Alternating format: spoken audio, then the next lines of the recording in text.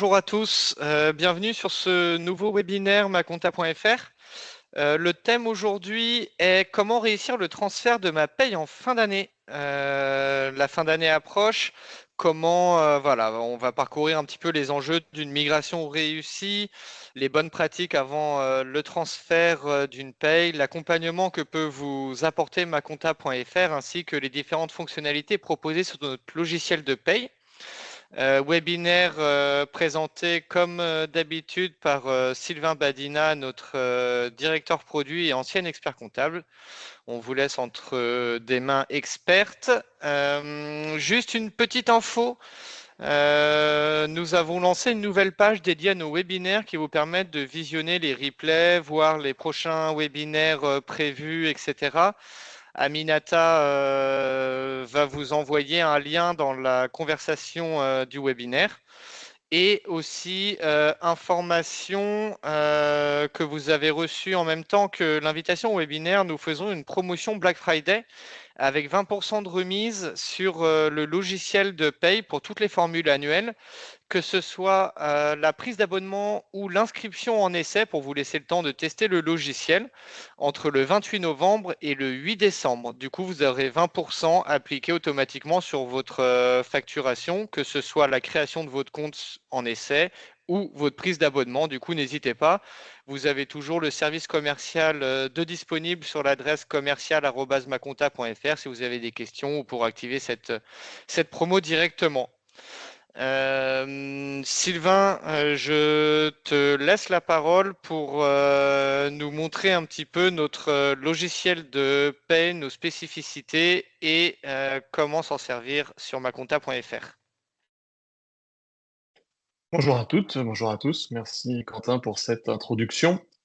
Du coup, on va parler effectivement de la migration de la paye et de pourquoi c'est plus facile de le faire au 1er janvier, puisqu'on aura, vous verrez, moins de travail pour partir du bon pied au 1er janvier. Le webinaire, comme d'habitude, pour ceux qui les suivent, je crois que j'ai désactivé mon micro. Donc j'espère que vous m'aviez entendu. Donc le webinaire, je l'ai fait en deux parties. Une première partie un peu théorique et puis une seconde partie plus pratique en regardant dans le logiciel. Je vais tout de suite vous partager mon écran. Hop.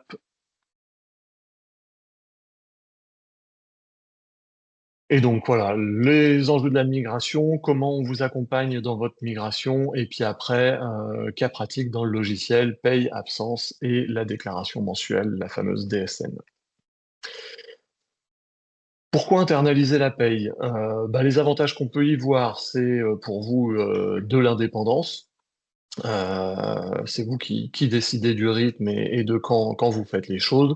Une maîtrise d'un sujet qui est regardé de tous quand on a des salariés. La paye, c'est vraiment quelque chose de central. C'est regardé par les salariés, c'est regardé par l'employeur pour savoir combien on coûte un salarié et combien il peut rapporter. Et puis c'est regardé assez fréquemment en cas de contrôle.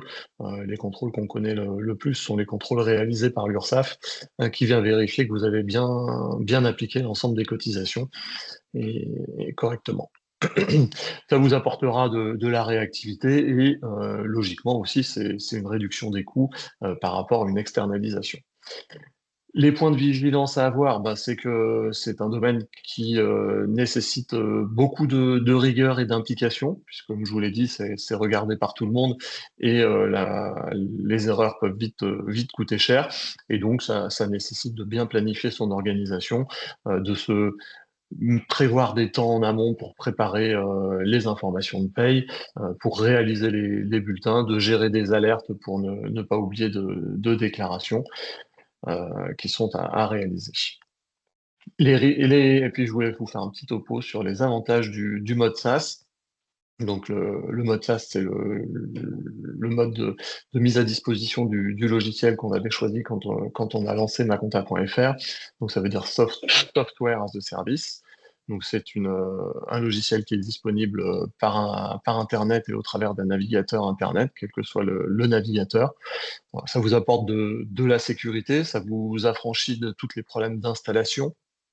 Ça vous affranchit de beaucoup de problèmes de paramétrage, puisque dans la paye, on a beaucoup de choses qui évoluent régulièrement, que ce soit sur les modalités de calcul d'une cotisation, que ce soit des plafonds, des taux horaires du SMIC, par exemple, qui évoluent souvent au 1er janvier, mais même plusieurs fois par an. Donc, tous ces éléments-là, en mode SaaS, ils sont traités par nos services en interne et déployés et disponibles directement aux bonnes dates dans votre logiciel. Même chose sur les avantages, on va retrouver un côté d'assistance, c'est-à-dire que si jamais vous avez un souci, on peut prendre directement la main sur votre dossier et vous assister pour régulariser la problématique. C'est nous qui gérons les sauvegardes, c'est plus vous. Et puis pareil, en termes de coût, vous aviez un coût puisque vous prenez un coût réduit puisque vous prenez en charge l'internalisation des bulletins de paye. Le fait d'être sur un mode SaaS, ça vous évite d'avoir des ordinateurs dédiés à cet outil-là. Donc pareil, une réduction des coûts. Pourquoi migrer au 1er janvier? Eh ben, c'est beaucoup lié aux modalités de calcul des cotisations. Dans les cotisations, vous avez, si vous regardez une fiche de paye, plusieurs bases de cotisations qu'on appelle des tranches. Aujourd'hui, on a un plafond mensuel de la sécurité sociale qui est à 3 925 €. Si vous gagnez plus ou votre salarié gagne plus que cette somme-là, vous avez une tranche 1 ou une tranche A et une tranche B ou une tranche 2 qui se calcule après. Toutes ces tranches, en fait, elles se gèrent en cumul annuel, avec une remise à 0 au 1er janvier. D'où le fait que ce soit plus facile de migrer au 1er janvier, puisqu'on n'a pas à gérer les fiches de paye qu'on a pu déjà réaliser par rapport à une migration qu'on ferait au 1er avril. Il faudrait qu'on reprenne les informations des fiches de paye faites de janvier à mars. Vous avez aussi plusieurs cotisations qui sont calculées en cumul depuis le 1er janvier. Vous avez notamment une cotisation qui va beaucoup évoluer l'année prochaine, qu'on appelle la réduction générale des cotisations, qui est un mécanisme qui fait que plus le salaire est proche du SMIC en termes de taux horaire, plus le taux de cotisation patronale est faible. Donc plus on augmente le salaire, plus ce taux de cotisation devient important. Et ben, ce taux horaire, il est géré en cumul depuis le 1er janvier pour éviter certaines pratiques qui existaient avant que ce soit géré annuellement, où on payait moins les salariés du 1er janvier au 30 novembre et on leur mettait une prime au 31 décembre. Certains employeurs faisaient ce calcul-là et donc depuis une dizaine d'années, les cotisations sont calculées en cumul depuis le 1er janvier. Voilà, donc pour toutes ces raisons, il est plus facile de migrer au 1er janvier. Petite précision, mais qui a son importance, les mandataires sociaux, donc les présidents de SASU notamment, ne sont pas concernés par cette réduction générale des cotisations et eux payent quasiment les mêmes cotisations, qu'ils leur salaire soit inférieur ou proche du SMIC ou qu'ils gagnent très, très bien leur vie. Et du coup, pourquoi se préparer en décembre? L'anticipation, ça permet de s'assurer que vous soyez prêt au 1er janvier et vous le savez, les retards, peuvent coûter cher. Je vous l'ai dit, la paye, c'est quelque chose qui est vérifié par tout le monde. Donc, il y a un retard qui n'est pas financier immédiat, mais c'est l'insatisfaction des salariés. Si vous payez pas votre salarié dans les délais ou si vous réalisez des fiches de paye qui ne sont pas justes, votre salarié ne sera pas content. Vous avez des retards qui, eux, peuvent avoir une conséquence financière beaucoup plus rapidement. Un retard dans la déclaration ou le paiement des cotisations, c'est des pénalités qui sont appliquées par l'URSSAF pour la partie URSSAF, mais aussi éventuellement par les caisses de retraite et les caisses de prévoyance et de mutuelle. Voilà, donc une préparation en décembre veut dire qu'on sera prêt courant janvier pour faire ses fiches de paye et ne pas avoir de retard. Comment se passe la migration avec Maconta? On attendra toute une phase de préparation des informations. Donc, ça va être une phase de collecte des données, hein, des données que vous avez déjà, les données juridiques de votre entreprise, le CABIS, votre convention collective. Je vous ai remis un petit lien sur un site qui vous permet de déterminer votre convention collective en fonction de votre entreprise et de votre code APE. Donc, si je tape, par exemple, le nom de notre société, ou son numéro de SIRET. Voilà, vous avez les conventions collectives qui sont proposées. Et l'avantage de ce petit site aussi, quand on est dessus, c'est qu'il vous donne des questions-réponses fréquentes sur divers sujets, congé repos, départ de l'entreprise. Voilà. Donc comme ça, vous avez une petite base de données assez facilement consultable qui concerne bien votre entreprise. Voilà, des autres données à collecter, le fiche TOAT, c'est l'accident du travail. Les fiches de paramétrage, organismes complémentaires, donc c'est toujours voilà, des termes qui peuvent paraître un petit peu compliqués, mais bah, c'est juste la prévoyance et la mutuelle. Et idéalement, d'avoir la dernière déclaration sociale nominative, la fameuse DSN qui a été faite au format dématérialisé. On va avoir des informations au niveau des salariés, ben, ça va être les contrats de travail et les bulletins de salaire pour repartir du bon pied. Comment on vous accompagne? Bah déjà, on vous propose un forfait de paramétrage pour que vous puissiez avoir un dossier prêt au 1er janvier sans effort. Donc là, c'est nos équipes à La Rochelle qui, à partir, hop là, qu'est-ce qui s'est passé? Voilà, à partir des éléments que je vous ai cités à côté, pour être capable de paramétrer votre dossier et que vous soyez prêt et qu'en janvier, vous n'ayez plus que vos fiches de paye et la déclaration sociale à faire. Et le deuxième accompagnement, ben, celui-là, c'est tout au long de l'année, c'est l'assistance technique. Donc nos équipes, vous avez Sandrine qui répond à vos questions si jamais vous en avez, qui est basée à La Rochelle, Sandrine et les équipes de paye qui peuvent vous dépanner et vous accompagner dans cet élément de fiche de paye. Voilà sur cette partie théorique. En pratique, eh ben, puisqu'on prend en charge au travers de ce forfait le paramétrage du logiciel pour que votre dossier soit prêt, qu'est-ce qui va vous rester à faire dans le logiciel? Bah, le calcul des bulletins, que vous allez faire tous les mois, la gestion des absences, à chaque fois que vous aurez une absence, que ce soit une maladie ou un congé payé, et la fameuse déclaration mensuelle, la DSN, à produire pour la majorité d'entre vous, pour le 15 du mois qui suit, donc pour le 15 février, pour le mois de janvier. Pour les entreprises de plus de 50 salariés, la DSN est à produire pour le 5, mais je ne sais pas s'il y a des personnes qui sont dans ce cas-là, autour de la table.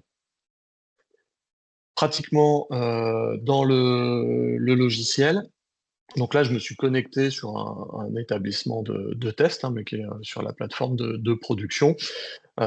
Une fois qu'on aura paramétré votre dossier, toute la partie établissement, dans lequel bah, vous avez votre adresse, les contacts, les paramètres, comment sont gérés les congés payés, comment sont gérés les salaires, la fameuse cotisation accident du travail, tout ça, on l'aura pris en charge et on l'aura paramétré. On aura paramétré vos salariés, donc là on a un certain nombre de salariés qui ont été créés pour le besoin du test. Donc bah, les salariés, ça va être pareil, toute la partie identification du salarié, de son numéro de sécurité sociale, qui est le point clé pour le retrouver et bien lui gérer tous ses droits jusqu'à son adresse et éventuellement sa situation familiale, la fiscalité avec l'autopass qui remonte, la banque si jamais on veut le payer, son contrat de travail, combien de temps il travaille, quelle est sa rémunération, quel contrat de prévoyance il a, tout ça sur les salariés qui existent quand vous commencez et vous faites la bascule, on l'aura paramétré pour vous, vous aurez le dossier qui sera déjà paramétré. Donc qu'est-ce qu'il vous reste à faire? Ben, au mois de janvier, vos bulletins de paye, ça se passe dans la partie bulletin de paye du logiciel. Nous, dans notre test, on est fin novembre, donc c'est les bulletins de paye de novembre qu'il faut qu'on fasse. Les bulletins de paye d'avant avaient été validés. Et donc, pour créer un bulletin de paye, tout simplement, je vais aller sur le salarié concerné, lui rajouter les éléments exceptionnels qu'il a pu avoir dans le mois, par exemple, une prime exceptionnelle de 150 euros. Éventuellement, gérer directement ici les variables. Donc, je peux dire que mon salarié était en congé payé au mois de novembre du 17 au 23 novembre.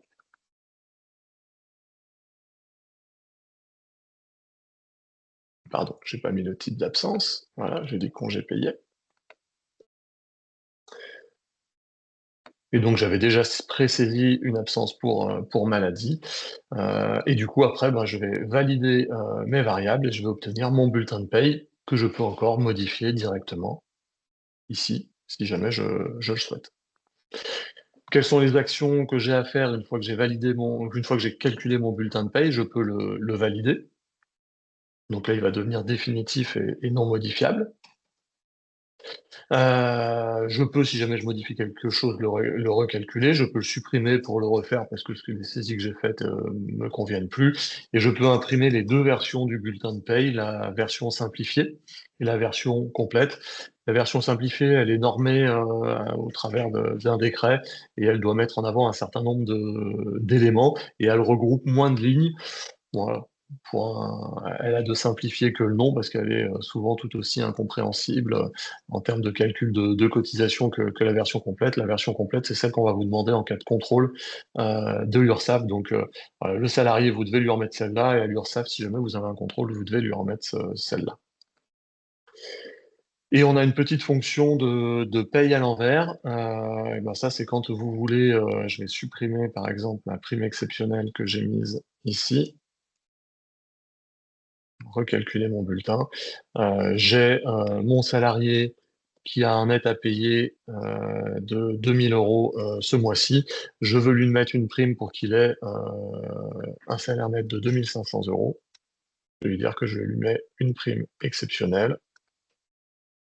Et donc, le logiciel vous calcule le montant pour arriver à 2500 euros net. Et il a joué sur la prime exceptionnelle comme je lui ai demandé.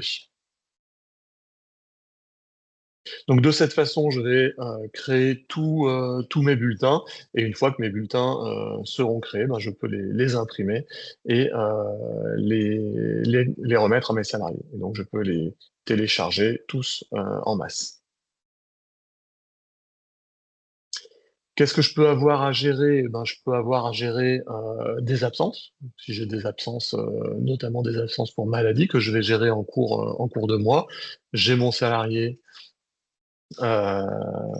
qui a été absent, hop, pour maladie. Il m'a informé ça hier. Sa date prévisionnelle d'absence, c'est jusqu'à la fin de la semaine. Je valide mon absence. Voilà. Et je peux faire ma DSN arrêt de travail. Donc la DSN arrêt de travail, c'est celle qui va permettre de aller d'informer la caisse primaire d'assurance maladie, pardon, excusez-moi, c'est celle qui va permettre d'informer la caisse primaire d'assurance maladie que moi, employeur, je confirme que mon salarié est malade du 24 au 30 novembre. C'est à partir de cette DSN accident du arrêt de travail, ça peut être accident ou maladie, que la CPAM va reconstituer les bases de salaire des mois précédents et calculer les indemnités. Le salarié ou son médecin maintenant, parce que c'est beaucoup dématérialisé, doit avoir de son côté transmis son arrêt de travail. Et je vais créer ma DSN. Donc là, je vais la mettre en fichier de test pour vous montrer et que je vais pouvoir l'envoyer. Hop.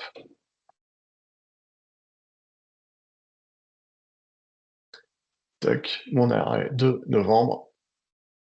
C'est celle-là. Hop. Voilà. Et en cliquant sur mon envoi, la DSN a bien été envoyée. Je peux après vérifier sa réception qui sera verte ou rouge en fonction de ce que j'envoie. Là, je suis sur un dossier de test, donc c'est pour ça que ma DSN que j'avais simulée hier a été rejetée. Le dernier élément que vous devrez faire mensuellement, c'est la DSN mensuelle. Donc, c'est le même nom. Là, je viens de faire une DSN événementielle. Elle est liée à un événement, un arrêt de travail. J'en aurai des DSN événementielles pour la fin d'un contrat de travail. Et j'ai une DSN mensuelle. Chaque fois que j'ai fini ma période de paye, je dois déclarer mes salaires. Et donc, je vais calculer ma DSN tout simplement en la créant. Je vais simuler la création de celle du mois d'avril. Le logiciel va aller chercher l'ensemble des informations de l'entreprise, du salarié et de la période de paye concernée, va faire des contrôles, va me donner des incohérences si jamais j'ai des incohérences. Là, par exemple, j'ai des incohérences dans mon dossier. Et voilà, la codification type semble un petit peu barbare. On a une anomalie bloquante sur cette rubrique-là de la DSN. Ça, c'est le message que vous donne Net Entreprise si jamais vous déposez votre DSN directement sur Net Entreprise. Et nous, on vous donne à chaque fois la solution. Je n'ai pas renseigné d'IBAN. Comment je fais? Eh ben, je vais dans le menu établissement banque et je vais vérifier les informations que j'ai saisies. Établissement, mon menu banque. Moi, j'avais pas mis d'IBAN et pas mis le BIC. Et du coup, ben, effectivement, ma DSN, je peux pas la générer puisque j'ai des informations de paiement qui vont partir avec la DSN. Si j'ai pas la banque, je ne peux pas générer ma DSN. Donc, on a essayé de simplifier à chaque fois, autant que possible, les messages qui reviennent et les contrôles qui sont faits automatiquement. On a après toute une partie d'édition qui vont vous permettre de gérer vos éléments. Donc, le livre de paye, si je le prends sur le mois d'octobre qui est complet, je peux prendre plusieurs périodes, bah là j'ai plusieurs périodes d'ailleurs, va vous donner l'ensemble des rubriques qui ont été mouvementées en haut de bulletin, les cotisations qui ont été calculées et les rubriques de bas de bulletin. Ce document-là, que je peux bien sûr imprimer en PDF ou mettre sur Excel, comprendre l'ensemble des salariés. Donc c'est le coût brut et les charges salariales et patronales pour une période. Là, j'avais mis tous les salariés, donc j'ai tous les salariés. Le journal de paye, je vais avoir des informations qui vont être similaires, mais détaillées salarié par salarié. Donc c'est pas la même information, même si les totaux, forcément, vont être le même. J'aurai le même salaire brut et le même net à payer si je regarde la même période. Forcément, je peux bien sûr éditer mes bulletins de paye, mes écritures comptables, et je peux aussi générer des paiements de salaire. Si j'ai paramétré mon RIB et que j'ai paramétré celui de mon salarié, je peux générer un fichier de prélèvement que je vais transmettre à ma banque de façon à pas avoir à ressaisir les prélèvements sur mon site internet. Et du coup, bah, j'ai la certitude en prenant ce fichier de prélèvement que le montant du salaire net que je vais verser à mon salarié est bien conforme à la fiche de paye que je lui ai émise. Ça évite les erreurs de ressaisie. Alors, quand vous avez 2-3 salariés, c'est moins gênant. Quand vous en avez 7-8, bah, ça commence à être un petit gain de temps. Quand vous en avez 10 ou 15, vous avez non seulement un gain de temps, vous évitez les erreurs, et donc vous fiabilisez votre processus de déclaration. Je vous présente pas les autres écrans du logiciel. Les autres écrans, bah, c'est vraiment les écrans de paramétrage du logiciel. Et comme je vous l'ai dit, bah, toute cette partie-là, on l'a pris en charge en amont. Et bah, quand il y a des petites modifications, on vous accompagne pour les réaliser. Voilà la présentation que je voulais vous faire. Je ne sais pas si, Aminata, on a eu des questions. Si Sandrine a pu y répondre, si je dois Oui. répondre à quelques questions. Alors, on n'a pas eu de questions. Dis- Il semble que la présentation a été très claire. Après, peut-être que les participants vont poser des questions maintenant qu'ils ont eu toute la visibilité sur le logiciel. En tout cas, la présentation était très claire. Je reviens juste sur le forfait paramétrage. Tu en as parlé en début de présentation. Du coup, je rappelle juste, donc, c'est une étape qui est très technique, le paramétrage, avec des spécificités réglementaires. C'est pour ça que nos équipes vous proposent de le faire pour vous. Comme ça, dès que vous prenez en main le logiciel, vous n'avez plus qu'à faire vos premiers bulletins de paye et vos DSN. Et petit rappel également sur la promo Black Friday, je vais vous mettre le lien pour bénéficier de cette promo si vous n'êtes pas encore sur maconta.fr, sur le logiciel de paye de maconta.fr. Donc, c'est une promo de moins 20% sur les abonnements paye du 28 novembre jusqu'au 8 décembre. Hop. Et du coup, on a quelques petites questions. Donc, en effet, les personnes attendaient la fin de la présentation. Est-ce que les congés payés sont gérés dans l'écriture comptable?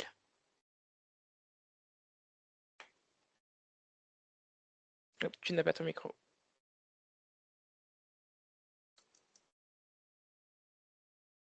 Tu n'as... Hop, Ouais, ça y est. c'est bon. Ouais, c'est bon, j'ai retrouvé mon micro. Les congés payés, l'écriture de congés payés, c'est la colle à laquelle j'étais pas préparé. Je vais pas, peut-être que Sandrine peut nous répondre en Bien sûr. direct dans le Mm. chat et on donnera la réponse. J'avoue que comme ça je l'ai pas, sinon je reviendrai auprès du participant qui a posé la question. Voilà. Tac. Oui. Sandrine a mis un pouce levé, donc ça veut dire oui. Voilà, merci Sandrine. Merci beaucoup, Heureusement que Sandrine. tu es là pour me sauver. Alors, de rien. merci Sandrine. Et du coup, on a d'autres questions. Hop, je vais prendre dans la présentation. Donc, bah, Quentin répond directement. Donc, à combien est le paramétrage initial, donc le forfait de paramétrage que nos équipes font? Donc, je reprends la réponse de Quentin. Jusqu'à 5 salariés, c'est 150 € hors taxe et 300 € hors taxe pour 10 salariés. L'idée du forfait de paramétrage, c'est vraiment que vous partiez du bon pied. Il y a non seulement le temps que vous allez gagner à ne pas faire le paramétrage, parce que nos équipes connaissent le logiciel forcément comme leur poche, elles vont aller beaucoup plus vite que vous pour le faire, mais c'est essentiellement pour partir du bon pied. Sur tout logiciel et la paye peut-être particulièrement, ce qu'il faut, c'est vraiment partir dans la bonne direction avec un paramétrage qui est correct. Une fois qu'on est lancé sur le paramétrage, vous l'avez vu, calculer les bulletins, c'est pas si compliqué que ça. Déclarer les congés payés, c'est lui donner des dates. Quand est-ce qu'il était en congé payé? Les congés payés, vous les connaissez déjà, vous les avez vus avec votre salarié, il vous a demandé en amont et vous lui avez autorisé le congé payé. Pareil, la maladie, vous savez que votre salarié, il est malade sur telle ou telle période, vous avez l'arrêt de travail, on le reporte dans la fiche de paye pour pouvoir déduire les heures et ne pas payer le salarié sur les heures qu'il a pas faites, pardon, et déclencher l'indemnisation. Voilà.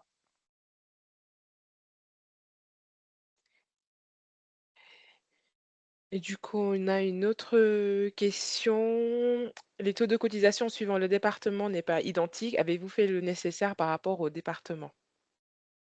Donc là aussi, donc Oui, oui, les taux de cotisation, on prend les taux de cotisation. Alors sur le département, on parle essentiellement, je pense, de la mobilité des salariés. Il y a des cotisations qui varient à ces moments-là. Ou alors après, on a aussi le régime de l'Alsace-Moselle qui est particulier. Et ça fait partie du paramétrage de départ. Alors après, il y a des taux qui sont spécifiques à chaque entreprise aussi, hein. Vous pouvez avoir deux entreprises qui habitent dans la même rue mais qui n'ont pas le même contrat de prévoyance. Ça, c'est des paramétrages qu'on intègre et après, il faut faire vivre le paramétrage. C'était les fameuses fiches de paramètres des organismes complémentaires dont je parlais.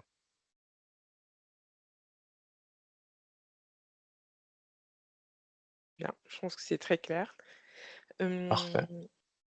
On a une question plutôt commerciale. Je pense que Quentin y répondra dans la conversation. Donc, pour un seul employé, est-il possible d'avoir un tarif plus bas que la formule 5 bulletins? Je vous mets le mail du service commercial. Vous pouvez faire la demande directement et Quentin y répondra spécifiquement. Hop. Donc, j'ai mis le mail du service commercial si vous avez des demandes plutôt orientées commerciales à faire sur le service de paramétrage.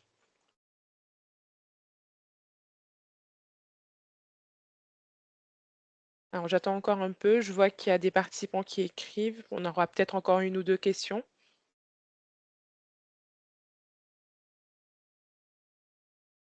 Donc, tu peux peut-être lancer le sondage en même temps et puis on voit si les deux arrivent.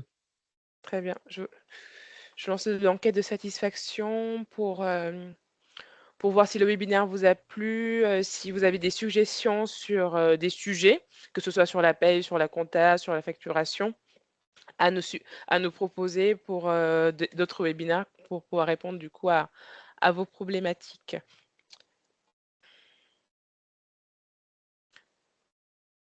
Alors, on a une question. Donc, comment faire quand on réalise des fiches de paye ponctuelles, par exemple 2 heures tous les 2 mois pour des conférenciers? Alors, vous faites 2 heures tous les 2 mois, ça veut dire que vous allez avoir un mois où vous aurez une fiche de paye et un mois où vous n'aurez pas de fiche de paye. Euh, donc, la vraie bonne pratique voudrait soit de les rentrer et de les sortir chaque fois qu'ils interviennent, soit de leur faire une fiche de paye à zéro sur le mois où ils ne sont pas intervenus.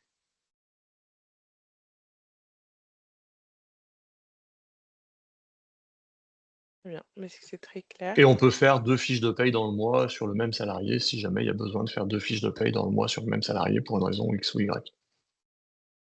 C'est pareil, ça, quand on a des extras dans les restaurants, logiquement, on est censé leur faire une fiche de paye chaque fois qu'ils viennent travailler. Donc, s'il vient travailler du 5 au 10, ça fait une fiche de paye. S'il vient travailler du 15 et du 15 au 20, ça fait une deuxième fiche de paye. Dans la pratique, les gens, des fois, les regroupent, mais c'est pas la bonne pratique parce qu'après, ça leur pose des soucis avec France Travail, qui n'a pas les bonnes périodes de travail si on pratique comme ça. Et donc la personne, demande et dans le comment cela est géré dans le paramétrage, je suppose? Comment le salarié est, intégré dans le paramétrage? Alors pareil, dans le paramétrage, j'avoue, là, j'ai pas le. C'est avec les dates d'entrée et l'historique des contrats de travail. Je sais pas si tu avais vu un moment, il y avait un historique des contrats de travail. Bah, ça peut faire plusieurs historiques de contrats de travail. Et là, il faudrait voir le cas précis avec l'assistance pour qu'on puisse adapter la réponse au cas précis de notre interlocuteur. Très bien. Je vais mettre également le mail de l'assistance, paye, dans la conversation. Je te passe juste les questions. Donc on a, pareil pour les taux de cotisation, pour les DOM-TOM, les taux sont différents. On a Heu, des dossiers modèles normalement qui répondent à ces éléments-là et on a des cotisations particulières. J'ai parlé de la réduction générale sur des cotisations. Ça, c'est plus quelque chose qui s'applique aussi en métropole.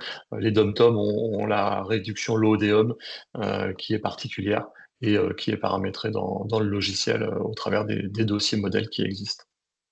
Il y en a plusieurs en plus en fonction de type de réduction, en fonction du type d'entreprise. c'est noté. Hop, je vérifie qu'on n'a pas d'autres, questions. Donc on a une question sur un problème quand la DSN, se charge. J'invite la participante ou le participant à nous contacter, via le mail commercial@maconta.fr pour qu'on regarde spécifiquement sur ce dossier, ce qui fait que la DSN ne s'envoie pas.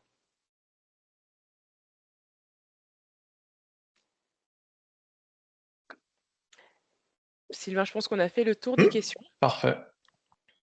Je te laisse le mot de la Merci. fin. Très bien, merci beaucoup en tout cas à toi pour cette présentation, c'était très clair. Merci à toutes et à tous, pour votre participation et pour vos questions. L'enquête de satisfaction est affichée à votre écran. Vous pouvez encore y répondre même si nous nous déconnectons. Ça nous permet vraiment, nous, d'adapter nos webinaires, d'adapter nos présentations et d'améliorer les sessions.